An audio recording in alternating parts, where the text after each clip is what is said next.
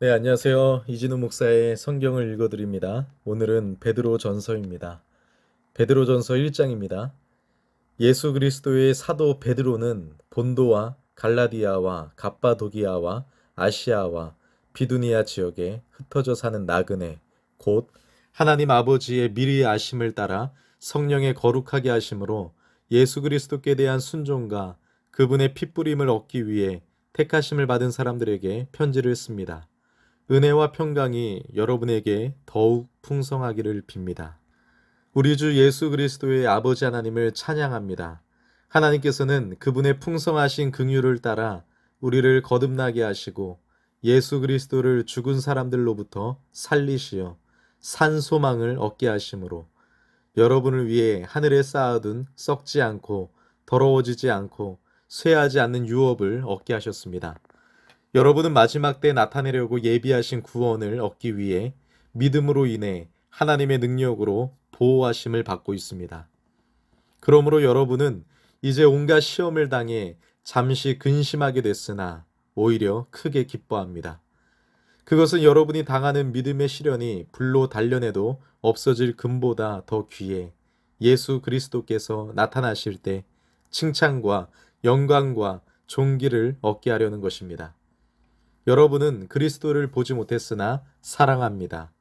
지금도 여러분은 그분을 보지 못하지만 믿고 말할 수 없는 영광스러운 기쁨으로 즐거워합니다. 이는 여러분이 믿음의 결과로 영혼의 구원을 받았기 때문입니다. 이 구원에 관해서는 여러분이 받을 은혜에 대해 예언한 예언자들이 열심히 찾고 연구했습니다. 그들은 자기 안에 계신 그리스도의 영이 그리스도께서 당하실 고난과 그 뒤에 받으실 영광에 대해 미리 증언하실 때 그리스도의 영이 무엇을 가리키며 어느 때를 지시하는지 알아보려고 살폈습니다. 예언자들이 섬긴 이 일은 자기들을 위한 것이 아니라 여러분을 위한 것임이 그들에게 계시됐습니다. 이제 이 일은 하늘에서 보내신 성령 안에서 복음을 전하는 사람들로 인해 여러분에게 전파된 것이며 천사들도 살펴보기를 간절히 바라는 것입니다. 그러므로 여러분은 마음의 허리를 동이고 정신을 차려 예수 그리스도께서 나타나실 때 여러분에게 주실 은혜를 끝까지 바라보십시오. 여러분은 순종하는 자녀로서 전에 무지한 가운데 따라 살던 욕망을 본받지 말고 여러분을 부르신 분이 거룩하신 것처럼 여러분도 모든 행실에 거룩한 사람들이 되십시오. 기록되기를 내가 거룩하니 너희도 거룩하라 라고 하셨습니다.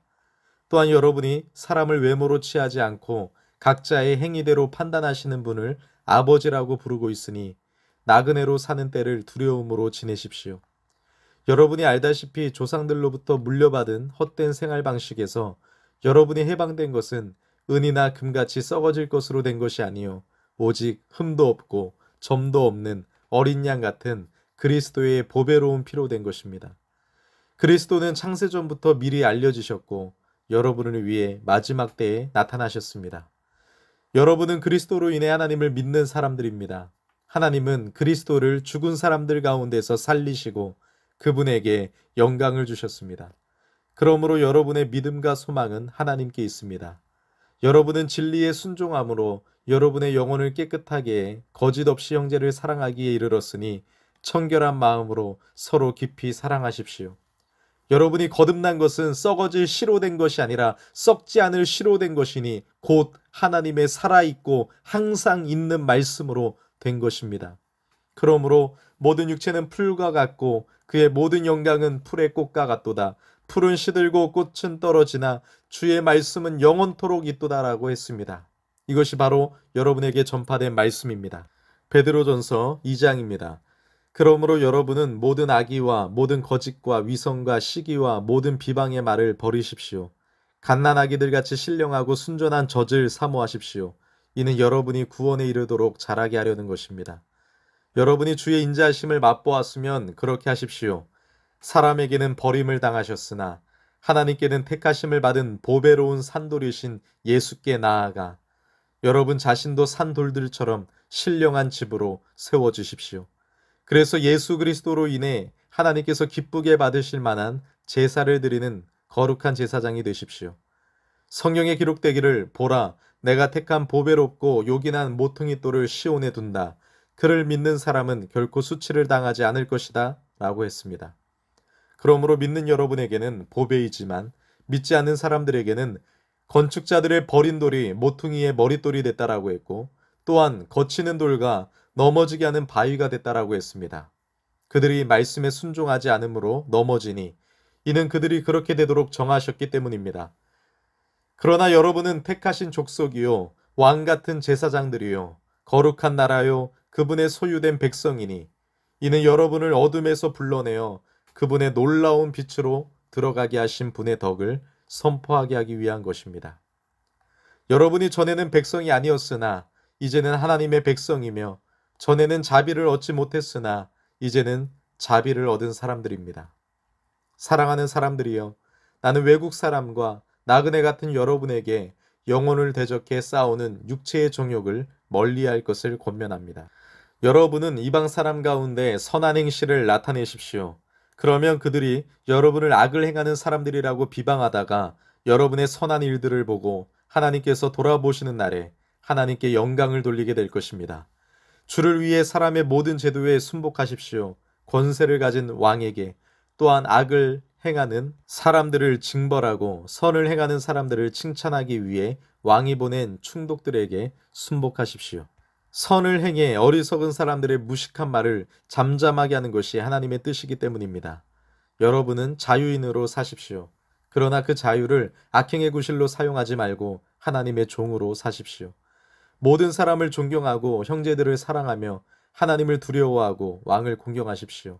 종들이여, 여러분은 모든 일에 두려워함으로 주인에게 복종하십시오. 선하고 너그러운 사람들뿐 아니라 까다로운 사람들에게도 그렇게 하십시오. 어떤 사람이 억울하게 고난을 당하고 하나님을 생각하며 슬픔을 참으면 이것은 은혜입니다. 여러분이 죄를 지어 매를 맞고 참으면 무슨 칭찬이 있겠습니까? 그러나 여러분이 선을 행하다 고난을 받고 참으면 이것은 하나님 앞에서 은혜입니다. 여러분은 이것을 위해 부르심을 받았습니다.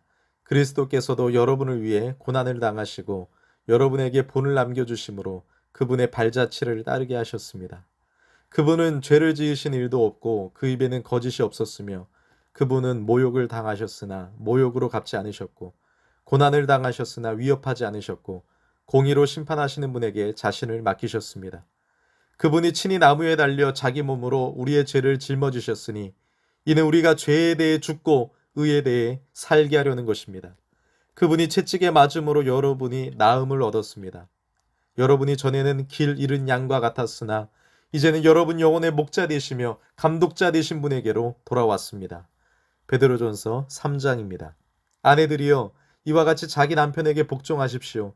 이는 말씀에 순종하지 않는 남편일지라도 말이 아닌 아내의 행실로 인해 구원을 얻게 하려는 것입니다. 그들이 두려움으로 행하는 여러분의 깨끗한 행실을 보고 그렇게 될 것입니다. 여러분은 머리를 따내리거나 금장식을 달거나 옷을 화려하게 차려 입음으로 외모를 단장하지 말고 오히려 마음에 숨은 사람을 온유하고 고유한 심령에 썩지 않을 것으로 단장하십시오. 이것은 하나님 앞에서 아주 귀한 일입니다. 전에 하나님께 소망을 두었던 거룩한 여인들도 이처럼 자기 남편에게 복종함으로 스스로 단장했습니다. 이는 사라가 아브라함을 주라 부르며 그에게 순종한 것과 같습니다. 여러분은 선을 행하고 아무리 무서운 일에도 두려워하지 않는 사라의 딸들이 됐습니다. 남편들이여, 이와 같이 아내는 더 연약한 그릇인 것을 알고 그녀와 함께 살아야 합니다.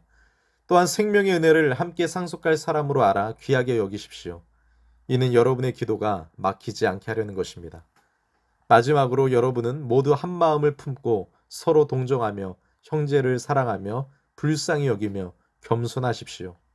악을 악으로 갚거나 욕을 욕으로 갚지 말고 도리어 축복하십시오. 이는 여러분이 복을 유업으로 받기 위해 부르심을 받았기 때문입니다.